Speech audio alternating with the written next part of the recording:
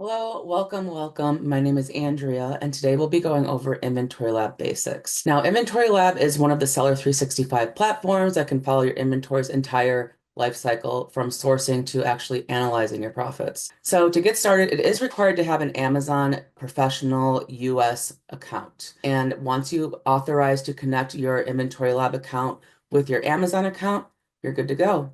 So let's go ahead. We'll be going over sourcing with our sourcing suite as well as listing. And then we'll be going over viewing your profits and accounting information. So this is going to be a basic overview of the entire InventoryLab platform. So let's go ahead and jump in. All right, so first things first, sourcing, finding our products. What are we going to sell? So InventoryLab actually has an entire suite what to use for sourcing. We have Scout, which we're looking at right now, which is our desktop online arbitrage tool. And then we have Scoutify 2, which is a mobile version of Scout for retail arbitrage. So it's just Scout, but you can take it out on the go. And then we have ScoutX, which is a Google Chrome extension that can be used on Amazon.com in order to look at what's in stock, what can I buy, what can I list against, all that good stuff. So let's go ahead and get started with Scout. So that's what we're looking at right now. This is for sourcing on your desktop. You can search by products by either ASIN, title, or MSKU.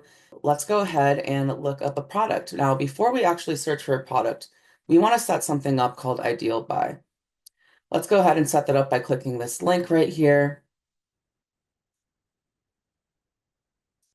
And along with product alerts, which will show us, restrictions for the following conditions that you can select here, you can actually check for something called Ideal Buy, and that's going to flag search results for you where they match this formula where either Amazon is not the merchant, it's a great rank only, which we'll look at what that is in just a second, and you can decide how many maximum offers you want to compete against. You can choose to select as many or as little as you'd like. You can go ahead and distinguish what a great rank only is by going to the research tab right here. We can see we have our rank threshold. So we can adjust the total number of items that we think that we want to include in our rank, as well as adjust the actual percentage of what we think a great rank is out of those total items. Now above that, we have something called the desired ROI. Now this can be edited to whatever number you want. Let's say we at least want a 50% ROI on our search items today. Using the desired ROI will provide you with a target buy cost, where you will let you know exactly what you need to purchase that item at in order to get that desired ROI percentage. Let's go ahead and close our settings and let's go ahead and search for something. So I'm going to look up unicorns because we'll get a bunch of results for that. You can type in an ASIN, ISBN, UPC. If you have the item on you, a lot of people like to scan it and search for it that way. That's the fastest way to pull up the search result. So let's go ahead and select something that has an ideal buy. Now we are gated from selling this item. This is a test account, but let's go ahead and take a look. We can see here that we have a lot of information at the top, tells us our target cost per unit in order to get that 50% ROI, as well as the rank, and a bunch of other stuff. We are gated from selling it again, but it is an ideal buy for us because it does follow those other parameters. We can see all of our offers over here, as well as the original list price. We have some research shortcuts down here that you can use to get more information on this ASIN. And then below that, we have our profit calculator. You can either calculate the profit as FBA, which you, the seller, send your items to an Amazon warehouse for future orders, and then Amazon in turn sends it to the customer for you. MFN, on the other hand, is when you, the seller, send it directly to the customer, the buyer. So the only difference is there will be a lot less fees associated with MFN, and you will be prompted to also enter in your estimated MFN shipping, how much you think it's going to be to cost for you to send it directly to the customer. And FBA does have more fees, but it is more automated. So it's really up to you, the seller, to decide if you want to do FBA, MFN, or you can do both too. So let's go ahead and figure out this cost per unit. So let's say we actually bought this for $4.26. If I go ahead and enter that, I can see my list price matches the buy box right now automatically. If I want to change it, I can actually select any of these other price points as well, or I can type in and enter my own. And here we can see our average net profit per unit, as well as our return on investment percentage. Everything over here in the profitability tab will be broken down by our total expenses as well as our net profit over here. So we can see on this visual example our expenses and our net profit. Now, if our net profit is negative, let's say that we actually bought this for this much, it will let us know, hey, your expenses are too high. The item will not be profitable at your chosen price. So overall, it gives you a really good view into what your potential profitability is of this product. So it helps you make those really good buying decisions. Let's go ahead and take a look at our retail arbitrage option, which is Scoutify 2, the mobile version of what we just looked at. I'm going to go ahead and share my phone screen. All right, there we go. So this is Scoutify 2. This is the mobile version of Scout that we just looked at. This is perfect for on-the-go, like retail arbitrage. You can have multiple people sourcing for you at the same time. So it has a lot of flexibility when it comes to retail arbitrage and doing that sourcing. To search for product, you can either type it in right here, or you can use the scanner built into your device by clicking this barcode right here in the middle. So I'm going to go ahead and scan this item. We'll be able to see that we have a few search results. So Amazon is letting us know that we are gated from selling this item and that it is hazmat as well. So it's letting us know that this item is hazmat. So it's something to consider. But we do have an ideal buy at the top. So let's go ahead and take a look at this. We can see the target cost per unit here at the top, as well as the rank and category, and a bunch of other information too, like the size tier and the dimensions, and if any prep type is required.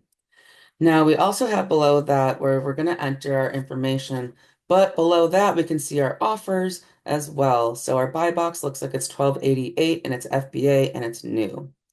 So let's go ahead and enter in our cost information.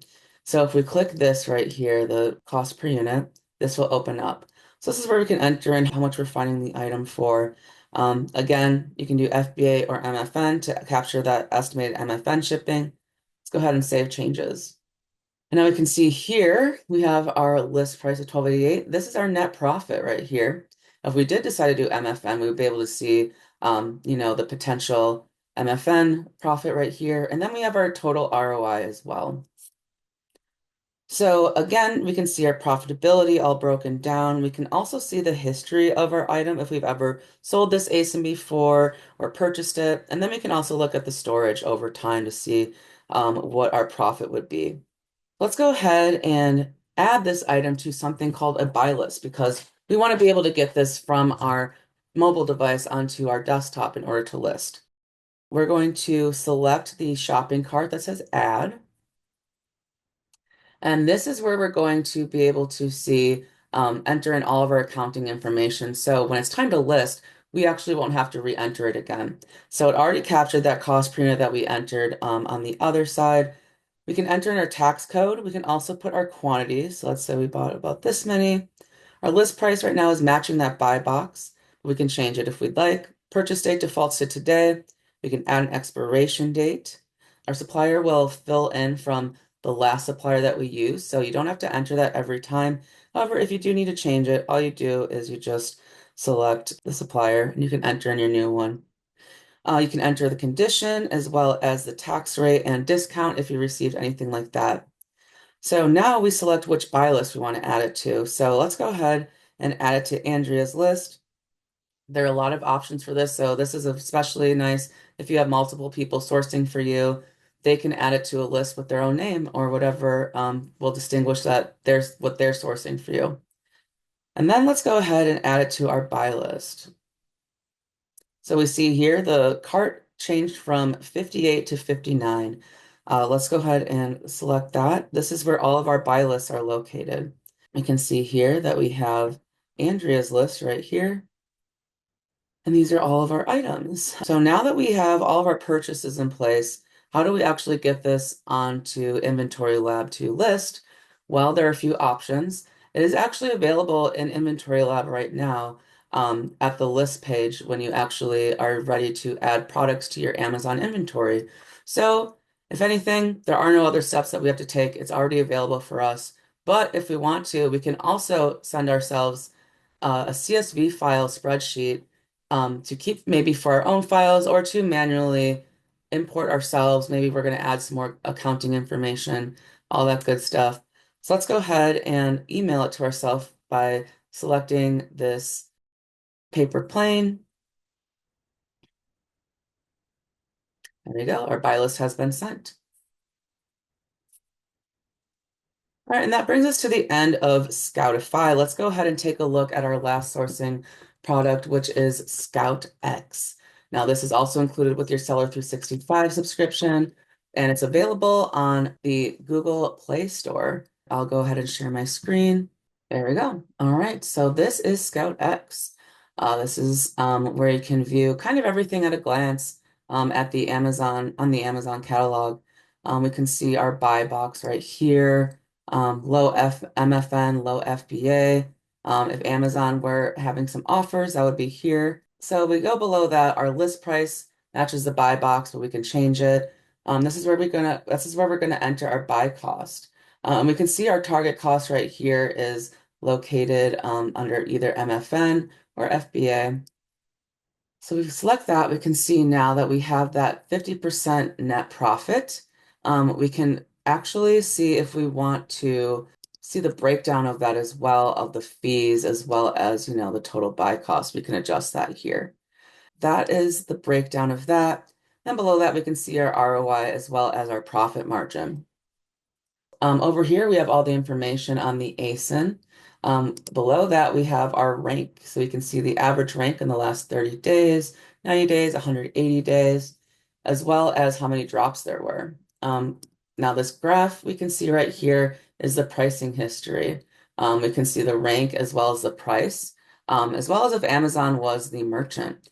There are a few views for this. This comes directly from Tactical Arbitrage, which is another Seller 365 application. If anything, you don't need to use, a third-party sales history graph anymore. Now you can just use it through InventoryLab or Seller 365.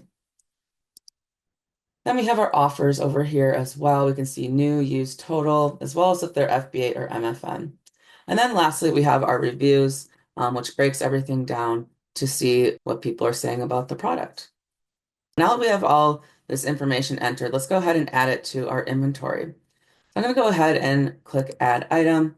Now we have a few options. We can either add it to unlisted inventory or we can add it to a Google spreadsheet, which we can, keep for our records and maybe add to our inventory when we list.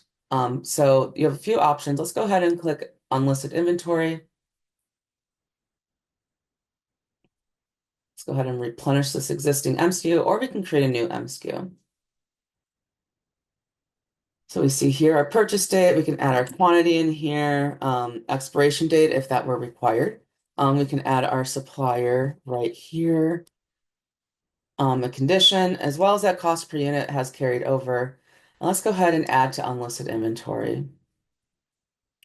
There we go. Now it's ready to list whenever we are ready to add it to a batch. Unlisted inventory is where you're going to add your items that you may not have on hand, or maybe you're not ready to list yet, but you want to capture that accounting data for.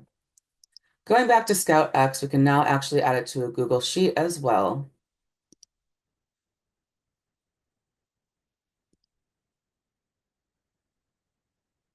There we go.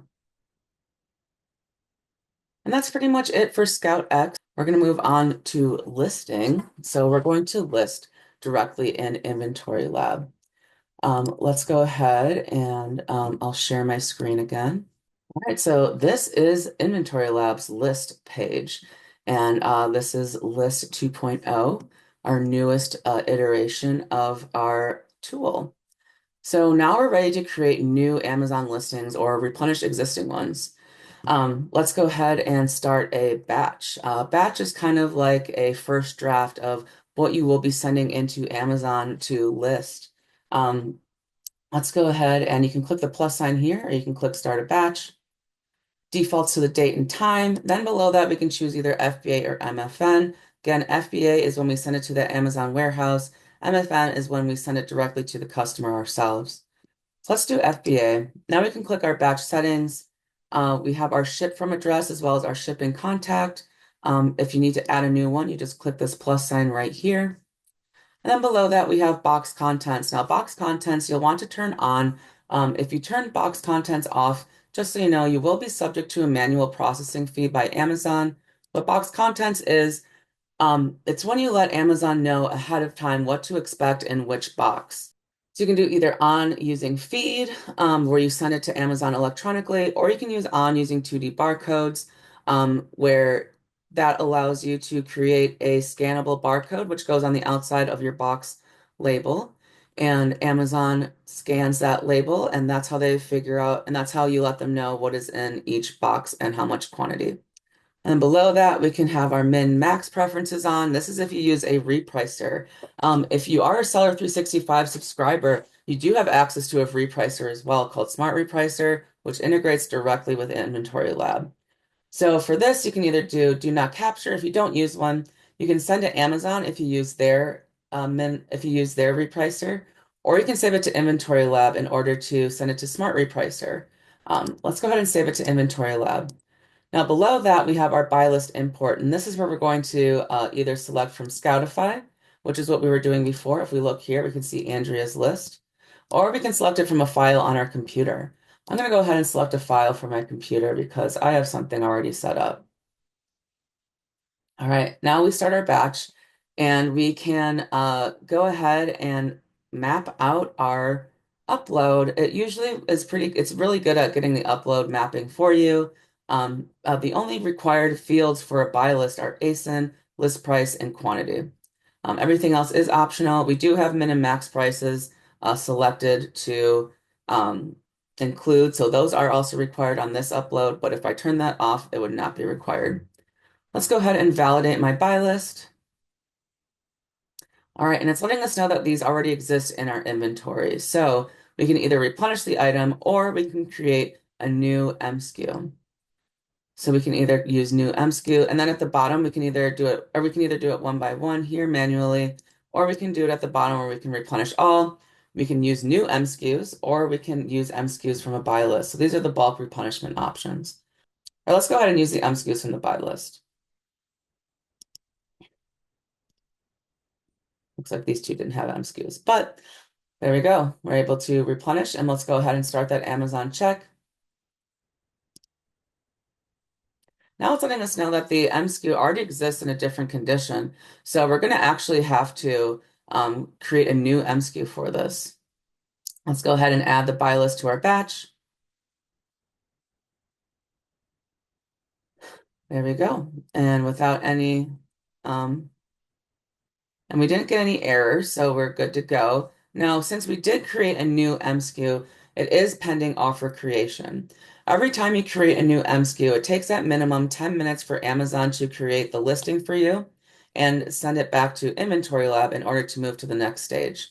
So at the stage that we're at right now, we're at Find It. Then we're going to move on to Box It, where we prep and box our items, and then we create shipments for our items at the last stage. So we can't move on to the Find It stage until we get all those pending offers created. Let's go ahead and add items manually, just an item manually really quick. Let's type in unicorn.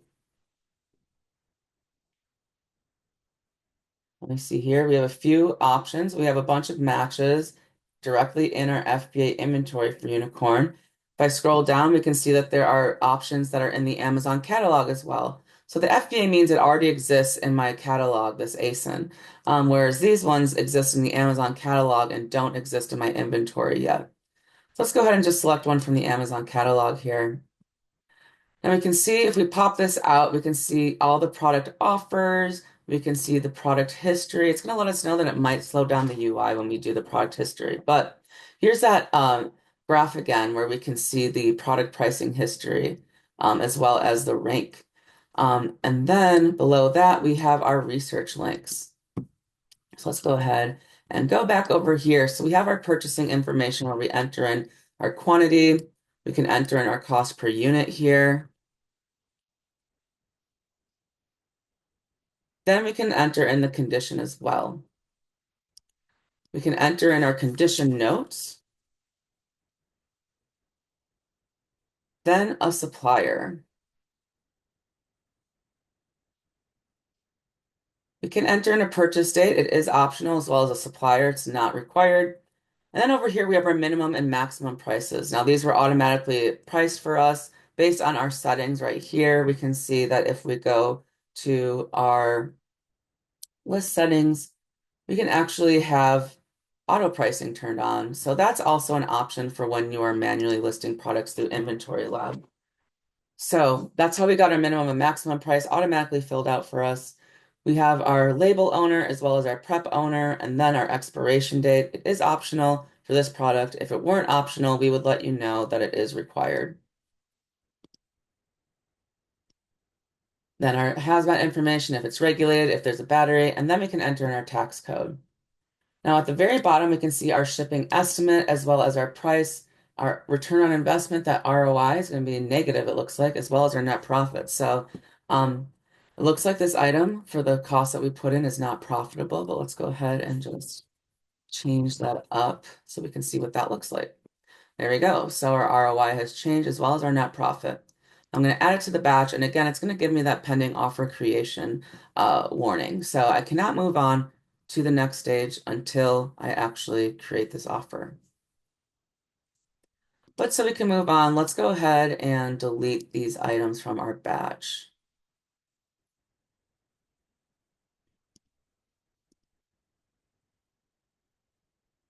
Okay, now that we have items that are already existing and they aren't creating a new M SKU, we can actually print our labels if we'd like to. If we click this kebab right here, these three dots, we can either print all labels if we're using a thermal label printer, or we can print all 30 up labels if we're using just a regular printer. So this is what it looks like. You want to make sure that you have your pop-ups turned, your pop-up blocker turned off for InventoryLab. But here are our labels. All right, now let's move on to the box it stage. We can either submit our listing details and finish our listing in Seller Central if we want, then we'd be done. We captured all that accounting information still, but maybe we want to do our, our packing and prep in Seller Central. We can do that by just submitting our listing details. But we can continue on to the box it stage as well. So let's continue on to the box it stage. And let's start boxing our batch. So once you get to this stage, though, you are not able to edit your quantities until you pay for shipping. So at the next stage, you cannot make any quantity edits. So you want to make sure that everything fits into your boxes before you actually get to that stage. You will be able to you will be able to edit your quantity after you pay for shipping, but only in Seller Central. So let's go ahead and start boxing our batch. Okay, we are now at the box it stage. So if we look up here, we actually have two packing groups. That's because Amazon is letting us know that these items cannot be shipped together. This item is an oversized item, so they want to receive it separately than these standard size items. And let's go ahead and start packing stuff. We'll start boxing stuff. So let's go ahead and let's do group 2 really quick, and let's use quick box. So this is especially good if you only have one item in your group and you want to do case packing. This is how you do case packing now. So I'm going to click quick box, and let's go ahead and enter in our box dimensions as well as our how many boxes we want. So let's do 5 boxes and let's do 3 units per box because 15 divided by 5 is 3. And then we can add our weight as well. Then we have the option to print packing ID labels. Packing ID labels let me know what box goes to which shipment in the next stage. So let's go ahead and create those boxes. Make sure again you have those pop-up blocker turned off for InventoryLab. And these are our packing ID labels. So this is letting us know that this box is going to be packing group 2, box 1, packing group 2, box 2, box 3, box 4, box 5. Let's go ahead and pack the group 1 as well. Go ahead and take advantage of that 5-box rule for the $0 inbound shipping fees for Amazon. So for FBA, Amazon does offer an option to have $0 inbound placement fees as long as you have 5 identical boxes, and they have to have the same weights and dimensions as well. So the easiest way to do that is to go through here and let's go ahead and set up those 5 boxes. So we have 25 of this one, and it looks like we're in packing group 1 and box 1. So let's go ahead and add 5 to box 1. Then for this one, let's add 4 to box 1. Now we want to enter in our weights and dimensions. So let's add that, save the dimensions, and now we're going to do something called copy box. So looking at these 3 dots right here, I can copy the box. It's going to let me know the max amount of boxes I can make of these copies, and then I'll click OK. And there we go. We have our 5 boxes. If I ever need to remove something from a box, I can actually go ahead and click these X's right here. There are a lot of options for when you can streamline this process too. So definitely check out our other courses on that to go into more detail. All of our stuff is boxed. Let's go ahead and click next. This is where we're going to select if we want to do just a standard small parcel shipment, or if we want to do less than truckload, which is a pallet shipment. Let's go ahead and just do a standard shipment and confirm our shipping mode.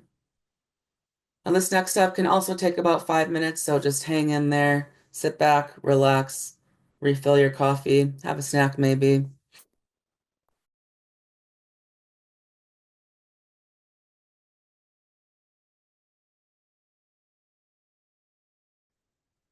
All right, and we are now at the ship it stage. So we have several placement options here.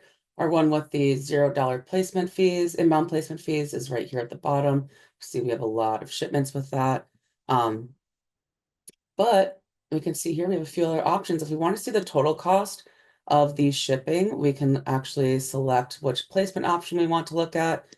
We can see the total cost right here. So definitely go through and compare those. If you'd like to use a different carrier, non-partner carrier, you can actually do that by selecting up here. You can either do DHL, FedEx, USPS, even UPS non-partnered if you'd like to get, sometimes these places have a special rate, maybe that's cheaper than using the partner carrier. If that's the case, then you purchase shipping through their website and then come back here to get your box labels. Before we confirm the placement, we can see our packing groups where they belong. So shipment 1, it looks like packing group 1 will be here. Packing group 1, box 1, packing group 1, box 2, and then down here, packing group 2, box 1, etc. Let's go ahead and confirm that placement. And then we accept all fees after we review everything here. You can see the ship from address as well as the deliver to and our total cost at the top. So once we accept all fees and shipment charges, we can purchase all shipping labels.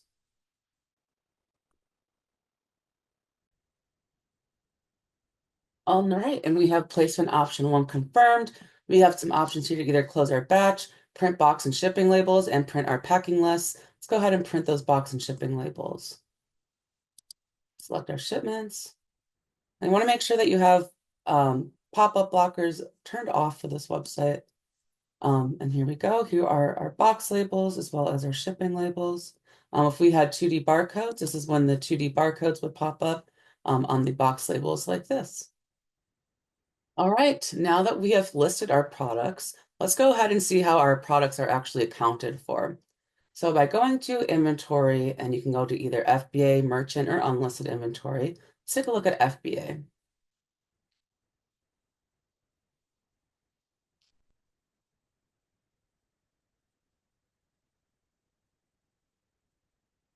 All right, so this is the inventory replenishment page. InventoryLab handles accounting with the accrual method, and InventoryLab will automate the accrual method if you're listing through our application. The accrual method is a method of accounting in which your cost of goods is tracked for each unit individually. This method also only accounts for cost of goods after they are sold, and before the units are sold, they're treated as an asset instead of an expense. So let's go ahead and take a look at this replenishment page right here.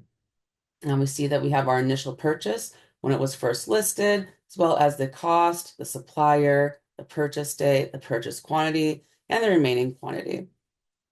Now we can see that this is the currently active line right here. So any sales that we have going forward will be depleted from this initial purchase line until the 10 remaining quantity are up.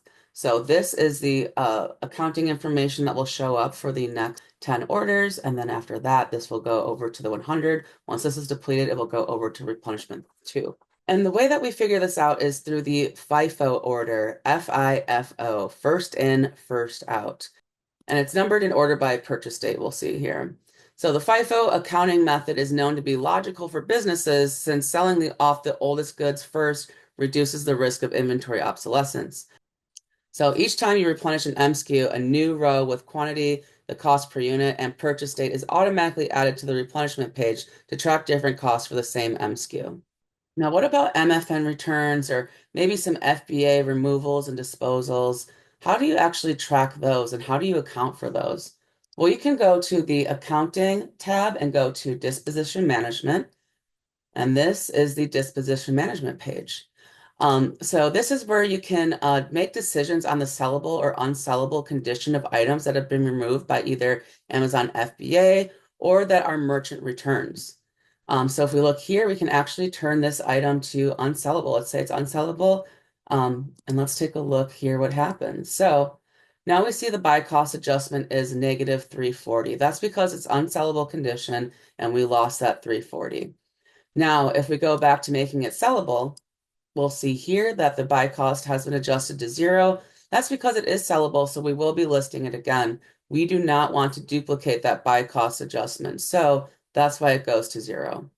Next, let's take a look at the supplier profitability and category profitability reports. So under reports, we have our supplier profitability, category profitability, SKU profitability, and ASIN profitability. Let's take a look at the supplier profitability. Let's go ahead and do an advanced search here, and let's take a look at all. All right, so these are all 276 suppliers that are associated with our account. We see here there is an NA. If we have any missing, we will show NA, and this link will actually take you to your replenishment page where you can add that missing supplier information. We see here, we can see how many units sold, how many were refunded, the MFN shipping, if there was any associated with it, as well as the total revenue from that supplier. The percentage of your revenue that came from that supplier, your profit, as well as the return on investment on that supplier, and if you have any on hand and that on hand buy cost. So this takes into account sales and refunds for both FBA and MFN listings. So this allows you to analyze how your items are performing by supplier. This will help you efficiently determine where you are getting your best return on investment. And let's go ahead and take a look at the category profitability report. I'll go ahead and adjust that view to all. Let's take a look at the history of this account. And this takes into account sales and refunds for both your FBA and MFN listings again, and to provide a snapshot of your profit by category. This allows you to see, quickly which categories you are best performing in and which may be struggling, or simply just a smaller part of your business. So again, you can see how many units sold, how many were refunded, any MFN shipping, total revenue, percentage of your revenue, profit, as well as the ROI, and if you have any on hand. Now, before we get to our profit and loss report, we do want to make sure that we account for things that, maybe have other income or other expenses that are coming in that's maybe not tracked by Amazon. So if you go to accounting, other income, or other expenses, we can go ahead and capture that data that way. So other income here, we can see anything that has settlement V2 report, that means it came directly from Amazon. But if we want to add things that maybe, that's not included from Amazon, maybe like the cost of boxes or maybe some other income that we come through, maybe if we sell on eBay or any other marketplace, we can actually account for that here on the other income page. You can either import in bulk or you can add it manually by clicking here. So you just have to select your category, the name. Maybe if this is a different order from Walmart, we can put the order ID here, the date of the order, the amount, and the description as well. Maybe this is MSKU this. And we'll go ahead and save. And there it is. There's our order ID. And now it will show up on our profit and loss report. But we'll get to that last. We can also add other expenses by going here to accounting other expenses. You can import them in bulk or you can add them manually. Now let's see here. So there are ones that are associated with Amazon automatically coming in, like the 30-day storage fees and stuff like that. But maybe let's track how many boxes we want to pay for. You can do a starting date of today. You can do in the future. You can also do in the past. So if you want to retroactively add things to your profit and loss report, you can do so here. So maybe that's our invoice. And then we can choose to repeat this expense as well. We can either do never, weekly, monthly, or yearly. Let's say that we get boxes every month. And we can do on the day of the month or day of the week if we want to. We can do it every month, every X amount of months, day of the week. Let's go ahead and just select this one. And then you can select if you want the repeating sequence to end ever on a specific date or after a certain amount of times. Let's go ahead and create this. There we go. There's our boxes, and it's automatically going to keep making that entry for us as time goes on because we didn't put an end date in there. So finally, we've done everything. We have sourced, we have listed, we've entered in all of our accounting details. Let's go ahead and take a look at our profit and loss report. So by going to reports and then profit and loss, there we go. So the profit and loss report is a full breakdown of all your